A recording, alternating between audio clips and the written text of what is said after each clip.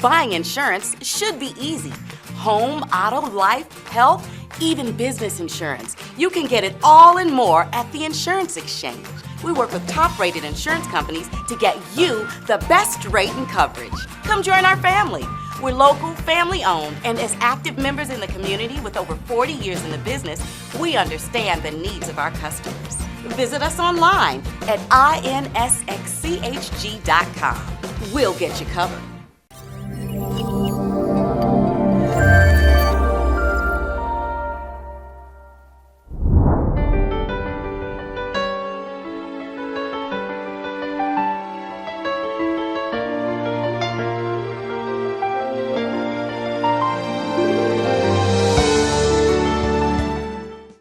Healing, salvation, and happiness. It's your season. It's your time. God has plans for your life to prosper you and to give you hope and a future. Join us and learn how God's love and power can bring hope and happiness to your life.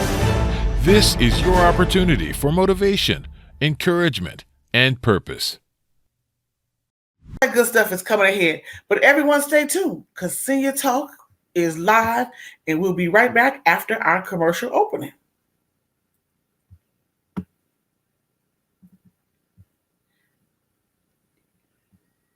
I'm working it out, y'all. That's clear a little bit. There we go.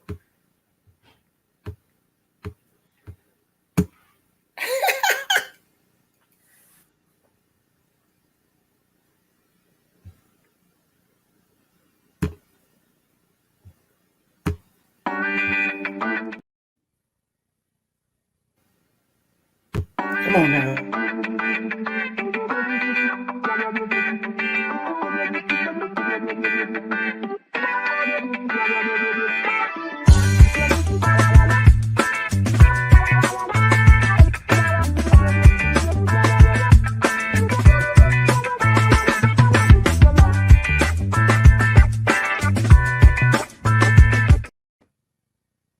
All right, again, everyone, as I mentioned, you are watching or tuning in to Senior Talk with Claire Hubbard, your resource and information show for people getting better with age. And our special guest today, who is no stranger to the community, is my friend, Mr. Philip Bennett. He is with the Alzheimer's Association of Illinois, and he is a very busy man. But if I can, I want to invite all of you, if you have questions or comments, because quite a few people will be watching this on Facebook and on our clairehubbard.org website. If you have comments you want to put in our chat, we would love to address those during this time that we're spending today. So, Mr. Philip Bennett, how are you this beautiful day?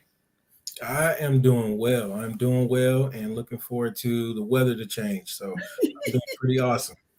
Exactly. That makes both of us. So let me ask you, let's go back to, we've known each other for over a minimum 7 to 10 years. So let's talk about your career path in working with Alzheimer's and dementia through the Alzheimer's Association of Illinois. And then we'll jump into our target audience for today. All right. Well, I started at the association, and my main focus at that time in 2013 was pretty much to work with people who were calling in. So it was mainly caregivers or people who were calling in to our 24/7 helpline. Mm-hmm. And there we would pretty much be able to cater to anyone who was affected by the disease, help to answer questions, help to get certain suspicions out the way, and make sure that we get rid of certain myths and things like that. We would get calls where people would say, does aluminum cause Alzheimer's? Should we drink out of certain cans or eat out of certain pots and different things like that? So we was there to, make sure that people felt comfortable, but not only that, to answer the concerns of the caregivers. And I think that was one of the biggest things and most rewarding things about this is to be able to offer resources and to help those that are in need.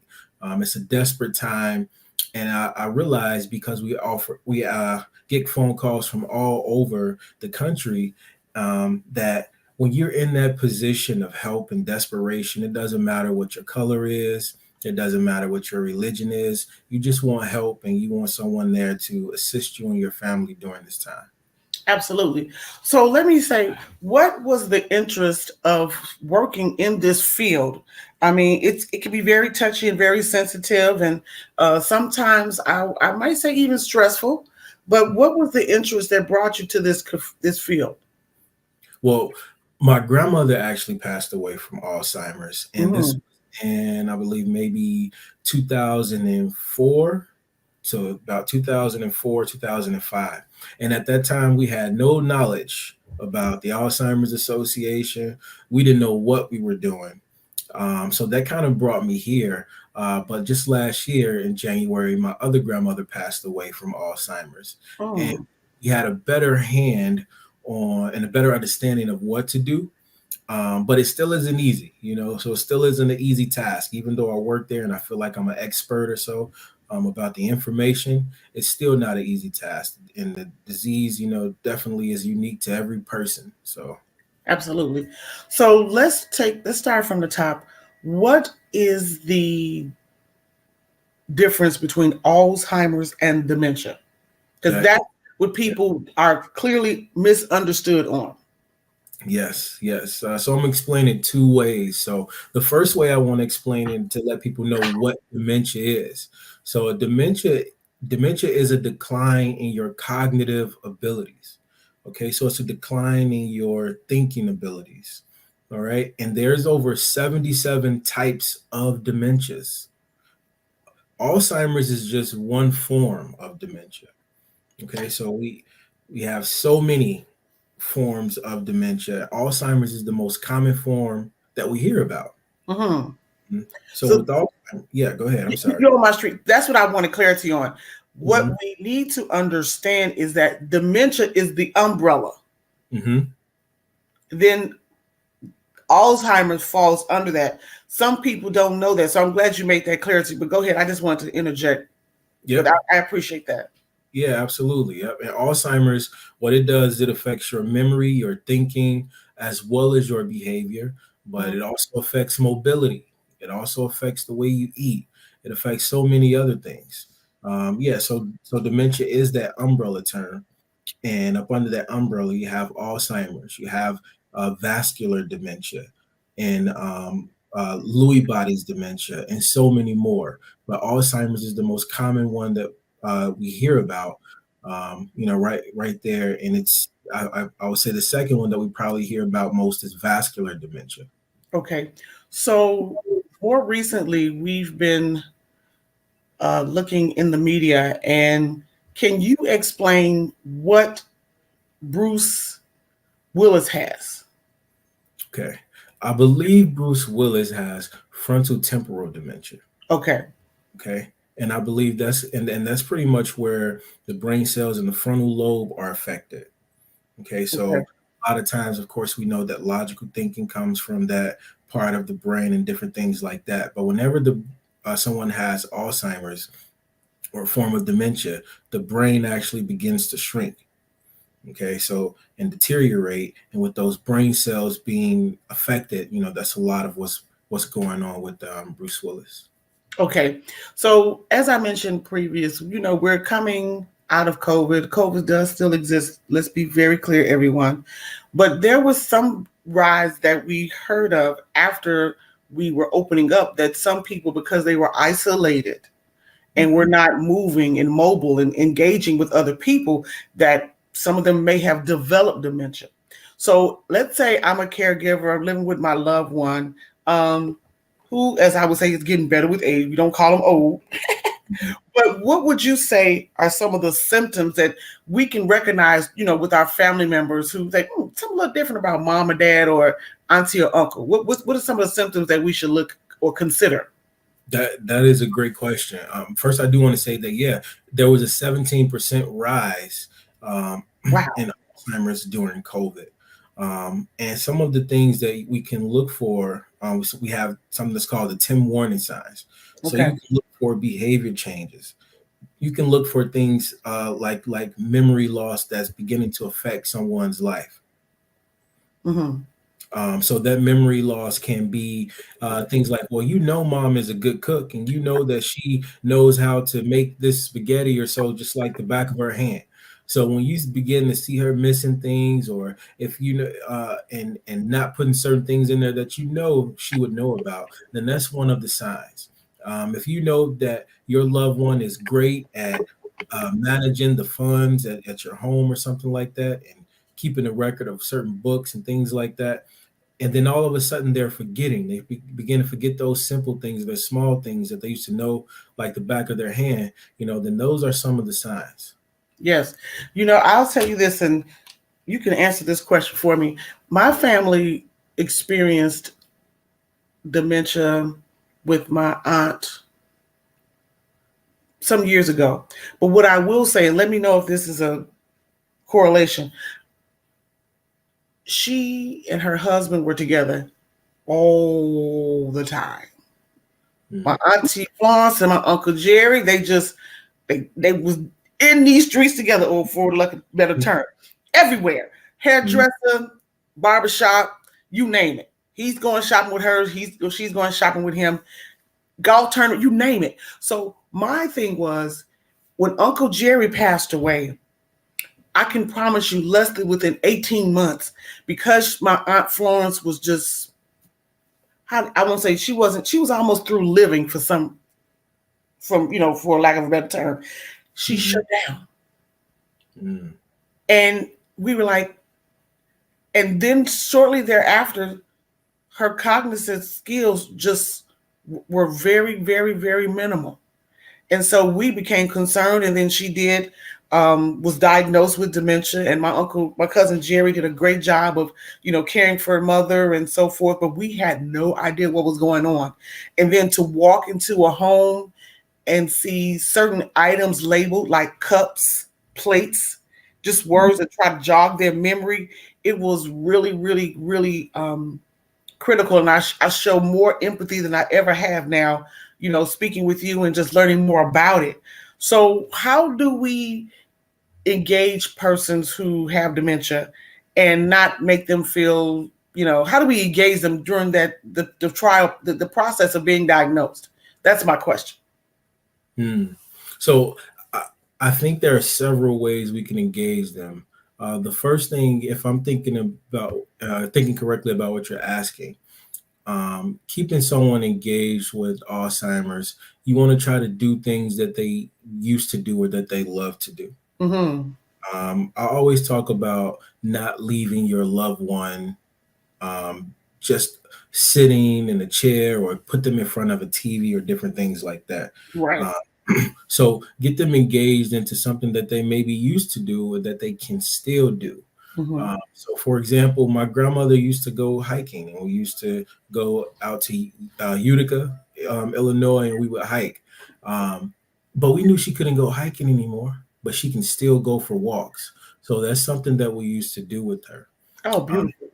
Another form of engagement that you may be talking about is, well, how do you connect with them, or how do you talk with them, and things like that. There's several ways that you can do this as well. So of course, you always want to make sure that you're eye level with the person. You want to make sure that you're not standing over someone, making them feel like they're being dominated, or you're being domineering, or anything like that. Your tone should be low and slow. Okay, so it should be calm, low, and slow. And you can do things with them like color together. You can do things with them like read to them, hand massages, playing some of the favorite music they used to listen to. For example, my grandmother used to listen to Doc Holliday. Now we thought we were doing something because we're going to put this jazz on right here and get up to she'll love it. And she hated it. She didn't want to hear that. She wanted to hear Doc Holliday. So she had her specific person that she wanted to hear. And whenever it came on, she would try to sing, even though it seemed like she couldn't find words all the time. But when this song came on, she was able to find the words. Yes. It was that repetition there for her, something that allowed her to find joy in it. We saw her moving and rocking and different things like that. So, yeah. Well, you on my street, and so definitely we're going to have a great time this summer, because I have a series that I do. We do a pop-up many health fair and senior buildings where we do something at 12 o'clock called Midday Music Memories. Nice. And I will tell you this is so true. Having done it many years before COVID, and we went to a senior building, and as soon as we cut the music on, the coordinator said, wow, I'm seeing people come out who never come out. Mm-hmm. So we were in the lobby and we had the music on, and I had my DJ, and we just going back and engaging them from songs that they grew up with and loved. And so I was so overwhelmed in excitement. So what is your position with Alzheimer's of Illinois? And then let's talk about Purple Sunday, where this concept came from and where we're going. Okay. So you said where's some success stories? Yes. Okay. I would say the biggest success story is having people, or having not as many people say, I wish I would have known about you guys. Mm-hmm. Because we hear that often. And we definitely want to nip that in the bud as soon as possible. I wish I would have known about your resources. I wish I would have known about there being a place where I can come, or a place where I can call in and speak to someone. Mm-hmm. That's, I guess, where my success lies, knowing that I helped someone, or some family, I'll say. That's the biggest thing. Okay. Question number 2. My loved one has been diagnosed with Alzheimer's, and we are literally not comfortable with it. We thought mama just was getting old, or daddy was just getting old. Yeah. How do we have that conversation? You as an expert, how do you have the conversation with the family? That's a big one. You have to somehow meet the family where they at. Mm-hmm. And then you have to slowly and gradually pull them enough so that they can know that it's time to get adjusted to a new normal. Good statement. Yes, sir. And a lot of times when I'm out in the community, these are questions that are being brought up. But there's more than just me. I'm so grateful that there's a multitude of us. It's a whole team of us. Mm-hmm. You can call the 24/7 helpline and speak with the master level counselor, and you can tell them, I'm not ready for this. I didn't expect my mom to be doing this. Mm-hmm. I expected me and my wife to be traveling now. We're retired. How do I deal with this? What are we supposed to do now? And there's someone there to help to navigate you through this and to assist you. Wow, that is absolutely beautiful to know. Now, we are engaging on something very exciting. When I heard the term, talk to you a little about it, and just knowing the community that we're targeting immediately, mm-hmm. I jumped out of my seat. So now we're talking about Sundays. We want people to go purple for Alzheimer's. Where is this concept coming from? Where did it come from, and where are we going with it, Phil? So Purple Sunday is an initiative to raise awareness in faith-based communities. And we have been working with a few churches, like the AME churches, and just many churches, really. Not only here in Chicago, but around the country. And we want to make sure that we put a focus here on the state that I'm in. So all around Illinois, we are pretty much talking about how to bring Alzheimer's awareness to the faith-based communities. So that is the biggest thing. And there's so many ways to get involved with this. A lot of people, you'll hear that, this is a Sunday, so we got a full agenda on Sunday. So how do we do that? So right. It doesn't have to be on a Sunday, although the title, is called Purple Sunday. This can be on a Thursday after Bible class. No. It's going to be on Sunday. And you know why? Because we all there. Hey, we're going to open the door, just give us a little room in the foyer, and we need 2 minutes, pastor, sir, or ma'am, to just make our presentation, and we'll take care of the rest on the outside. That's our request. I'm sorry, Phil. I mean, I'm just saying. We're going to gather on the day when we are all here together and we dressed. And I am even looking to put an initiative where Senior Talk can be in churches on Sunday. If you need a question or comment, if you have a service, if you need something, we are working to be the communication tool for especially faith-based communities who need resources. Yes, They shouldn't have to go through Google and look around. And, referrals are great. But if I've done the research and I've built a team of quality services and resources to our community, then we asking faith-based churches to give us an invitation. You're going to receive information about Alzheimer's. You're going to receive resources, brochures, and then you're going to understand that, all of this is free. So everything that we're offering is free. Okay, so these resources and everything, you're not paying for anything. Now, is there one ethnicity of people that are more open to receiving information? Sometimes, I'm gonna be honest, us of color, we just resist it. Mm-hmm. Yep. So African Americans are 2 times more likely to develop it. Yes, sir. We are 2 times more likely to develop Alzheimer's. And, that's because of a host of things that I really don't have time to get into right now. But I feel that sometimes we can be the most quietest about it as well, especially when you come from a family where you're like, our business stay in our home. Yeah. Things like that. Or you see something and you're like, well, that's just a crazy Uncle Joe. We're going to put him over there in the back room or something like that.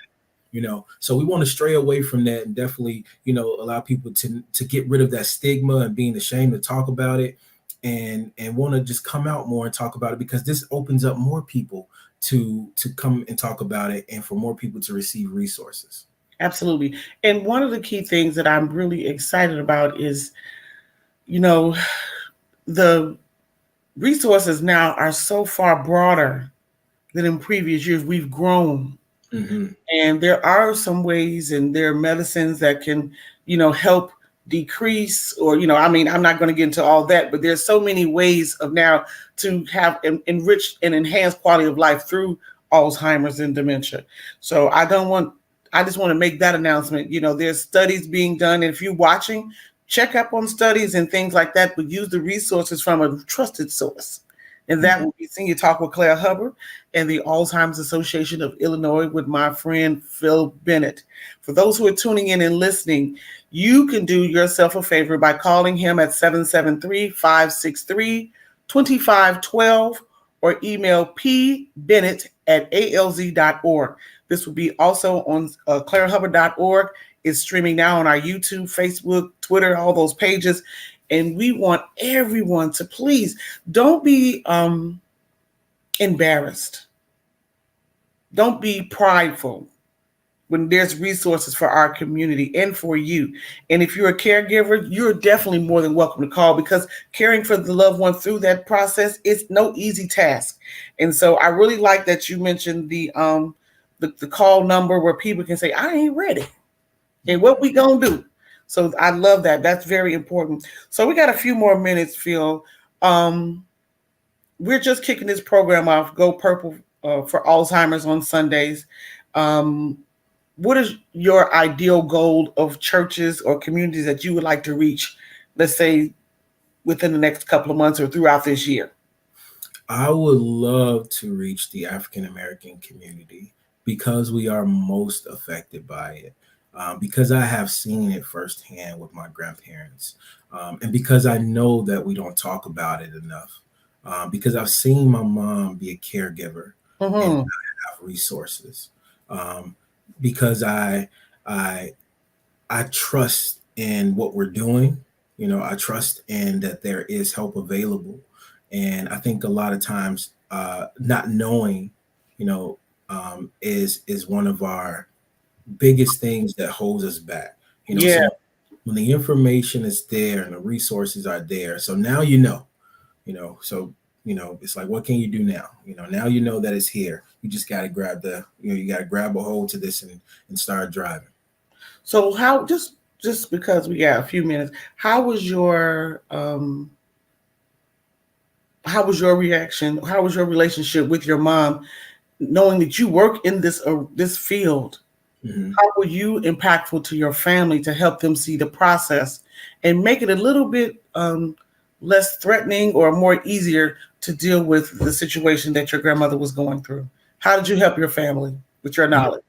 Yeah. So the biggest thing I wanted to do was remind my mom that you're not the only one that have to take on this task. Mm, So mm. it's a lot of us here. Everyone here needs to be involved.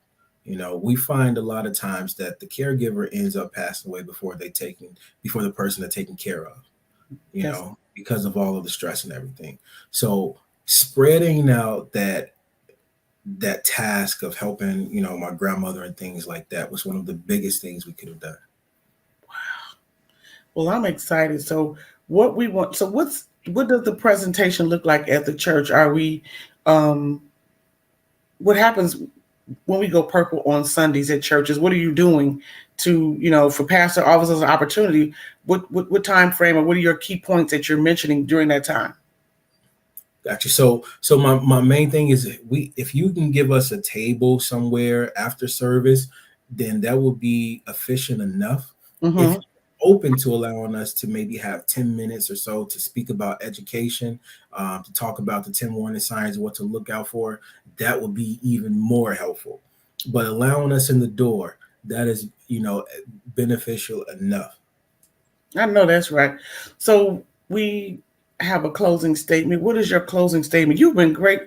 Phil, I'm so glad we hooked up, because your knowledge and ease and, it's more, it makes people maybe more open to consider being open to talking about this disease. I mean, dementia is, I didn't know there were so many forms of Alzheimer's.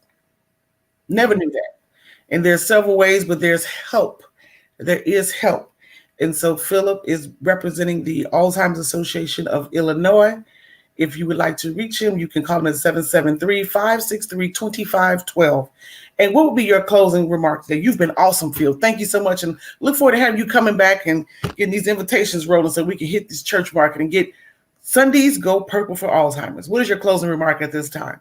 My closing remarks would be that you are not alone, and feel free to call the 24/7 helpline at 1-800-272-3900. All right, everyone. So we have enjoyed a phenomenal broadcast. Thank you so much, Phil, for your time today. And if you have any questions or comments for what you've heard or seen today, we invite you to do yourself a favor, and that is to go to Senior Talk with Claire Hubbard on Facebook, YouTube, and Twitter. We're going to go purple for Alzheimer's. Invite us to your block club, your church picnic, you name it. We will come. We may even go to a stepper set. Who knows? But we need invitations, because dementia, what I am learning to feel, is it doesn't discriminate. Yes. I've been seeing people as young as 37. So it doesn't discriminate. So we all need to become knowledgeable. Well, thank you again, Phil. You've been awesome. And for those who are tuning in and listening, if you want more information, please go to clairehubbard.org. On our homepage, you'll see this broadcast again, as well as the information on if your church congregation or social club, wherever you gather, we would like for you to go purple for Alzheimer's. God bless you all. Thank you for making us a part of your day. And we will see you next time for Senior Talk with Claire Hubbard. Everyone, take care.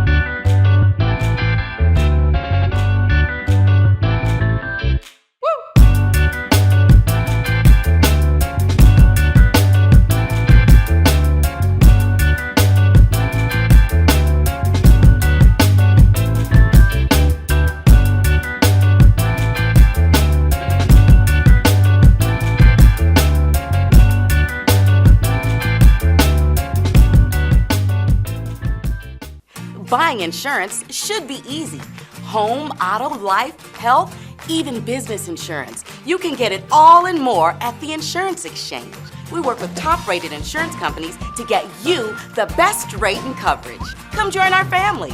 We're local, family-owned, and as active members in the community with over 40 years in the business, we understand the needs of our customers. Visit us online at insxchg.com. We'll get you covered. Looking for inspiration, motivation, and the good news of Jesus Christ? Look no further. The Daily Gospel Network has what you need.